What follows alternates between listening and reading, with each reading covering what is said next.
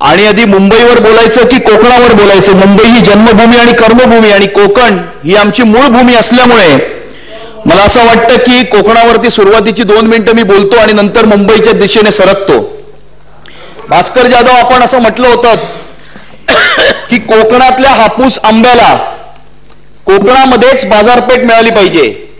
तिकडचा जो आपला आंबा शेतकरी आहे, काजू शेतकरी आहे, त्याला तिथेच मार्केट उपलब्ध करून दिलं पाहिजे आणि ते मुंबईला त्यांना येऊन आंबे विकावे लागतात. परंतु मुंबई ही कन्झ्युमर कॅपिटल असल्यामुळे कोकणामध्ये तेवढ्या मोठ्या प्रमाणावरती कन्झ्युमर आपल्या शेतकऱ्याला उपलब्ध होईल की नाही हा प्रश्नचिन्ह असल्यामुळे माझी या विषयाच्या अंतर्गत माननीय मुख्यमंत्र्यांना अशी विनंती आहे की मेक इन इंडियामध्ये ऑरेंज उन्नतीचा जशा प्रकारचा करार जैन इरिगेशन आणि कोका कोला कंपनी बरोबर करण्यात आला होता, तशाच प्रकारचा मँगो उन्नतीचा करार हा सिंधुदुर्ग जिल्हा आणि रत्नागिरी आणि पूर्ण कोकणच्या रिजनसाठी करण्यात यावा, जेणेकरून कोकणातल्या शेतकऱ्याचा आंबा तिथल्या तिथेच त्याला तिथे कन्झ्युमरचं मार्केट उपलब्ध होईल.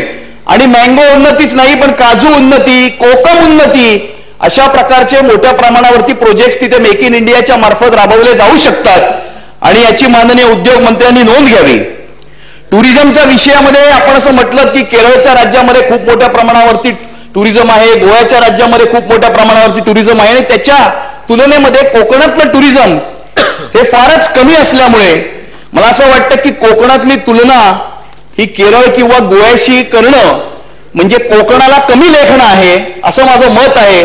कारण कोकणातलं पर्यटनाला जर वाव मिळाला तर मला असं वाटतं की Konkan direct south east Asia, Singapore, Malaysia, हाँगकाँग आणि थायलंड या देशाची कॉम्पिटिशन करेल. आणि माझा पूर्ण विश्वास आहे की जे 3 तिकडे मोठे प्रकल्प आहेत, सी वर्ल्ड आहे, तिकडच्या इंटरनल टुरिस्ट डेस्टिनेशनला लिंक करणारी मेट्रो आहे आणि तिकडचा जो चिपीचा एअरपोर्ट आहे हे जर डेव्हलप झालं तर साऊथ ईस्ट एशियाचं पर्यटन डिमॉलिश करण्याची ताकद ही एकट्या कोकणामध्ये आहे. आणि त्या दृष्टिकोनातून येणाऱ्या 5 वर्षामध्ये शासनाने जर मोठ्या प्रमाणावरती जर त्याच्याकडे लक्ष दिलं तर तसं घडू शकतं. मुंबईच्या विषयाकडे वळताना माननीय मुख्यमंत्र्यांचे मला आभार प्रकट करायचे आहेत की गेल्या 17 महिन्यांमध्ये मुंबईच्या विषयांवरती जेवढे गतिमान निर्णय झाले आणि जेवढे विषय त्यांनी मार्गी लावले तेवढे मला असं वाटतं की गेल्या 12-15 वर्षामध्ये कधीच लागले नव्हते. मग तो मुंबईचा मेट्रोचा प्रकल्प असो, मुंबईचा कोस्टल रोडचा प्रकल्प असो, छत्रपती शिवाजी महाराजांच्या स्मारकाचा प्रश्न असो, या प्रत्येक विषयावरती गेल्या 10-15 वर्षांमध्ये जेवढी प्रगती झाली नाही तेवढी प्रगती ही फक्त गेल्या 17 महिन्यांमध्ये झाली. आणि मेट्रोचे टेंडर्स निघतायत, कोस्टल रोडचा एन्व्हायरमेंटल क्लिअरन्स आपल्याला मिळालेला आहे आणि माननीय इंदू मिलचा स्मारकाचा निर्णय झालेला आहे. आणि 3 मोठे विषय की डीपी, मुंबई शहराचा डीपी, मुंबई शहराचे ओपन स्पेसेस, मुंबई शहराची पार्किंग पॉलिसी याच्याबाबत क्रांतिकारक निर्णय हे माननीय मुख्यमंत्र्यांनी घेतले, त्याबद्दल मी त्यांचं अभिनंदन करतो. आणि 2 दिवसापूर्वीच त्यांनी मुंबई शहराच्या हॉकर्स पॉलिसी संदर्भामध्ये एक स्टँड घेतला, ज्याच्यामुळे मुंबईच्या फेरीवाल्यांचा प्रश्न सुटून मुंबईचे पदपात आणि मुंबईचे रस्ते कसे मोकळे होऊ शकतात आणि फेरीवाल्यांना हॉकिंग झोन्स मध्ये कसं बसवलं जाऊ शकतं याबाबत एक कालबाह्य कार्यक्रम महानगरपालिकेने आखावा अशी त्यांनी घोषणा केलेली आहे, कालबद्ध. परंतु माझी या अनुषंगाने माननीय मुख्यमंत्र्यांना एक विनंती आहे. माननीय मुख्यमंत्र्यांची छबी बघताना की भ्रष्टाचार विरहित प्रशासन देण्याचा त्यांचा एक प्रयत्न, त्यांचा एक प्रामाणिक प्रयत्न आणि एक इंटॉलरन्स फॉर करप्शन म्हणजे भ्रष्टाचाराविषयी असहिष्णुता अशा प्रकारचं त्यांचं एक धोरण आहे. आणि त्या धोरणाला लागून मुंबई शहरामध्ये रस्त्याच्या कामांच्या संदर्भात चौकशी लागली, नाले सफाई संदर्भात चौकशी लागली आणि आता तथाकथित कचरा घोटाळ्या संदर्भातही फार चर्चा सुरू आहे. परंतु या अनुषंगाने माननीय मुख्यमंत्र्यांना माझी एक कळकळीची विनंती आहे की मुंबई शहराचा रोड स्कॅम, डिसिल्टिंग स्कॅम आणि गार्बेज स्कॅम हा फक्त टिप ऑफ द आईसबर्ग आहे, टिप ऑफ द आईसबर्ग आहे. आणि मुंबई शहराचा फार जबाबदारीने बोलतोय अध्यक्ष महाराज आणि आपल्या मार्फत माझी माननीय मुख्यमंत्र्यांना ही विनंती आहे की मुंबईचा रोड स्कॅम, डिसिल्टिंग स्कॅम आणि गार्बेज स्कॅम पेक्षा मोठा हा मुंबईचा स्क्वेअर फुटाचा स्कॅम आहे, मुंबईच्या बिल्डिंगचा स्कॅम आहे. माझं मत आहे माननीय अध्यक्ष महाराज की मुंबईचा बिल्डिंग स्कॅम हा 50,000 कोटीपेक्षा जास्तचा मोठा घोटाळा मुंबई शहरामध्ये building proposal, building department, SRA, DP department या सगळ्या डिपार्टमेंटच्या संगनमताने गेले 12-15 वर्ष खूप मोठ्या प्रमाणावरती घडत असून ह्याच्यामध्ये काही एक विशिष्ट प्रकारचे अधिकारी आहेत, ज्या अधिकाऱ्यांनी एक रॅकेट तयार केलेलं आहे एक प्रकारचं.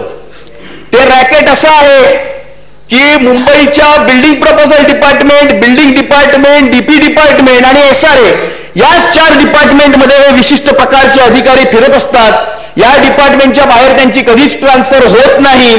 ते कचरा खात्यामध्ये कधीच काम करत नाहीत, ते नाले सफाईच्या खात्यामध्ये कधीच काम करत नाहीत, ते गार्डनच्या खात्यामध्ये कधीच काम करत नाहीत.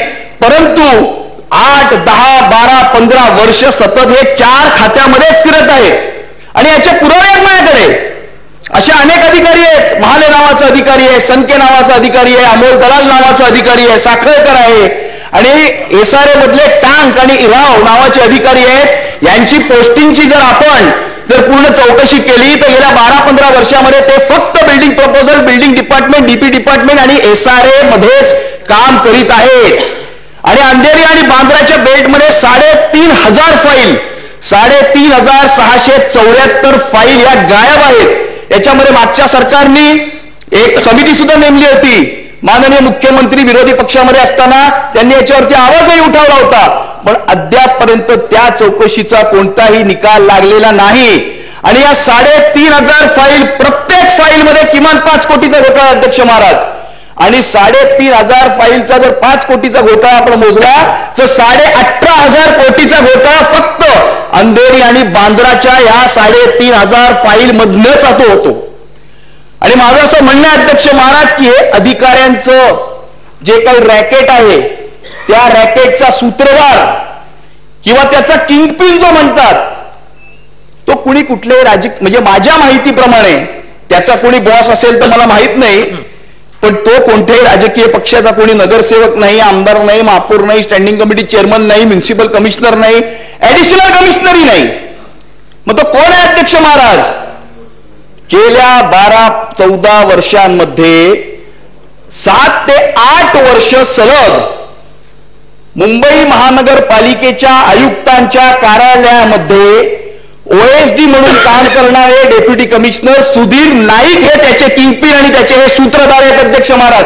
फार जबाबदारीने बोलतोय.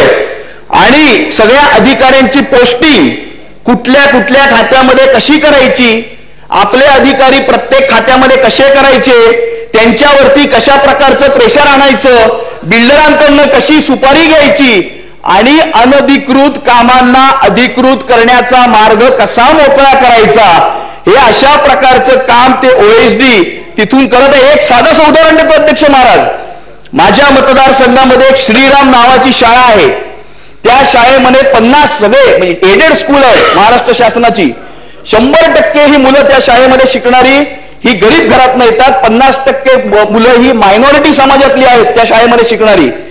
त्या शाळेमध्ये क्लासरूम कमी पडू लागले म्हणून त्यांनी एक छोटीशी वेगळी बिल्डिंग बांधली. त्या बिल्डिंगला गेले 6 महिने त्या बिल्डिंगला 6 महिने बिल्डिंग प्रपोजल OC देत नाही. त्याचं कारण काय की तुमच्या शाळेच्या बाहेर जो रस्ता आहे ज्याच्यावर महानगरपालिकेची दिवाबत्ती लागलेली आहे, जो रस्ता महानगरपालिकेने आपल्या सेंट्रल एजन्सीच्या फंडातून बनवला आहे, तो रस्ता महानगरपालिकेच्या ताब्यात आहे की नाही याचे कागदपत्र सादर करा. म्हणजे गरीब मुलं शिकणाऱ्या शाळेला OC मिळत नाही, परंतु अनेक प्रकारचे अनधिकृत क्रॉस व्हायोलेशन्स असलेल्या बिल्डिंगला सुधीर नाईकांच्या सांगण्यावरनं हे त्यांचे बसवलेले अधिकारी OC देतात. आणि त्यामुळे ते सुधीर नाईक आहेत, त्याच्यामध्ये एक रामधस नावाचे डेप्युटी कमिशनर आहेत, रिचेस्ट ऑफिसर इन BMC असं म्हणतात रामधसला, रिचेस्ट ऑफिसर. त्यामुळे माननीय मुख्यमंत्री महोदयांना माझी ही विनंती आहे की मुंबई शहरामध्ये असलेल्या 50,000 कोटीपेक्षा जास्तच्या या स्क्वेअर फुटाच्या घोटाळ्याची चौकशी ही SIT मार्फत त्यांनी एक SIT त्याच्यामध्ये नेमावी आणि SIT मार्फत त्यांनी ही चौकशी करावी आणि ज्या अधिकाऱ्यांची मी नावं सांगितली त्या अधिकाऱ्यांची सुद्धा डिस्प्रपोर्शनेट ऍसेटसाठी अँटी करप्शनच्या मार्फत त्याची इन्क्वायरी करावी. कारण अध्यक्ष महाराज, आपले जे डीजी आहेत प्रवीण दीक्षित साहेब, ते आपल्या डीजींनी एक 4-6 महिन्यापूर्वी एक स्टेटमेंट केली होती.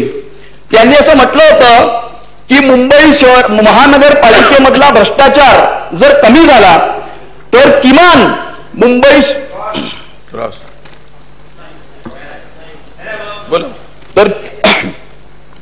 तर किमान मुंबई शहरामधल्या घरांच्या किमती या 500 रुपये पर फुटाने कमी होतील.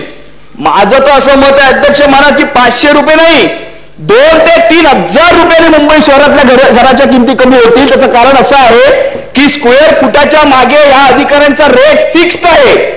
1000 ते 5000 रुपये पर स्क्वेअर फूट च्या मार्फत हे अधिकारी या सगळ्या फाईल्स दाबण्यासाठी, ऍक्शन न घेण्यासाठी किंवा त्याला लिगली क्लिअर करण्यासाठी 1 ते 5000 रुपयाची पर फुटाच्या मागे हे अधिकारी लाच घेतात. त्यामुळे आपल्या मार्फत राज्यमंत्री महोदय पण इथे बसलेले आहेत. त्यामुळे आपल्या मार्फत राज्यमंत्री महोदयांना आणि त्यांच्या मार्फत माननीय मुख्यमंत्र्यांना माझी ही विनंती आहे की त्यांनी या घोटाळ्याबद्दल एसआयटी नेमावी, एसआयटी मार्फत चौकशी करावी, या अधिकाऱ्यांच्या विरुद्ध अँटी करप्शनची इन्क्वायरी लावावी, डिस्प्रपोर्शनेट ऍसेटची इन्क्वायरी लावावी, जेणेकरून मुंबई महानगरपालिकेतला हा भ्रष्टाचार बिल्डिंग डिपार्टमेंट मधला कायमचा आपण हद्दपार करू शकू आणि मुंबई शहरामध्ये घरांच्या किमती या कमी होऊ शकतील आणि सामान्य माणसाला मुंबई शहरामध्ये परवडणारी घरं ही मिळू शकतील, अशी माझी अनुषंगाने विनंती आहे. आणि माझी विनंती आहे की माननीय मुख्यमंत्र्यांनी आपल्या उत्तरामध्ये याची घोषणा करावी. मला बोलायला दिल्याबद्दल खूप खूप धन्यवाद. अध्यक्ष महोदय, सन्माननीय विरोधी पक्ष